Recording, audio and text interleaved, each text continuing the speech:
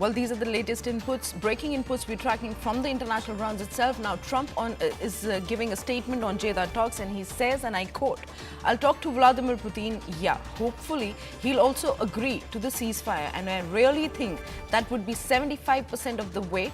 In fact, we have some more reactions." Now, let's listen in. Well, these are the latest inputs that we are tracking from the ground, where we are getting more inputs on Trump's Jeddah talks, where he says, and I quote, that I will talk to Vladimir Putin and hopefully he will also agree. Now, here Trump is actually talking on ceasefire talks that were being held between the US and Jeddah, and now these talks were taking place in Saudi Arabia. These are the latest inputs that we are tracking from the ground, where Donald Trump, US President Donald Trump on Jeddah talks, has now commented that he says, and I quote, "I'll talk to Vladimir Putin and yeah, hopefully he'll also agree to the ceasefire." These are the latest inputs we are tracking from the ground. Now, joining us on the broadcast is our colleague Siddhant. A very good morning, Siddhant. Siddhant, tell us more about the conversation that took place last night, and especially in terms of Trump's talks on Jeddah. Well, the talks took place in Jeddah, and in fact, both American side and Ukrainian side were present in Jeddah for the talks, and both sides have perhaps come on a same page to mediate the peace deal. In fact, there is also this statement which is coming from, there is a joint statement on the results of the meeting of the delegations of both sides. And the representatives of both nations praised the bravery of Ukrainian people in defense of their nation. The Ukrainian delegation reiterated the Ukrainian people's strong gratitude to President Trump, the U.S. Congress, and the people of the United States. Ukraine expressed readiness to accept the U.S. proposal to enact an immediate interim 30-day ceasefire, which can be extended by mutual agreement of the parties and which is subject to acceptance and concurrent implementation by the Russian Federation. The United States will immediately lift the pause on intelligence sharing and resume security assistance to Ukraine.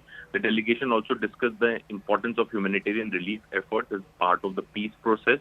Both delegations agreed to name their negotiating teams and immediately begin negotiations towards an enduring peace that provides for Ukraine's long-term security. Also, last but not the least, both countries' presidents agreed to conclude as soon as possible a comprehensive agreement for developing Ukraine's critical mineral resources to expand Ukraine's economy.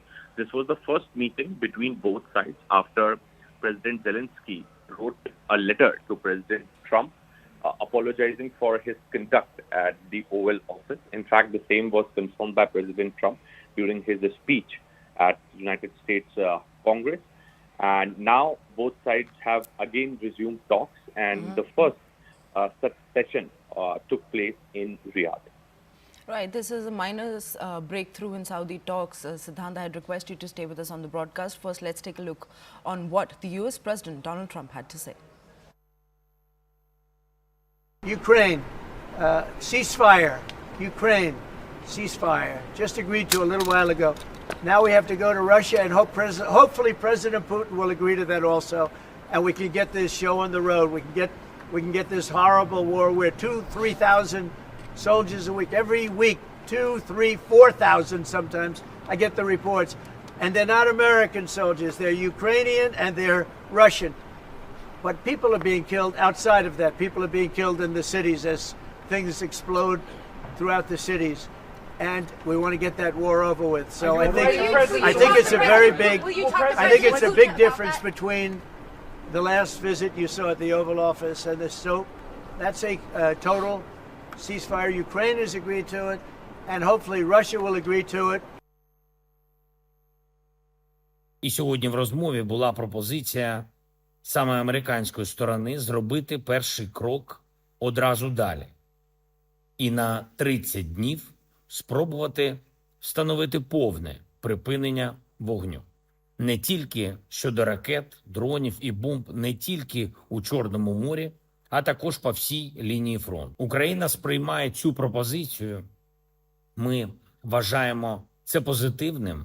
Ми готові зробити такий крок. Американська сторона розуміє наші аргументи, сприймає наші пропозиції.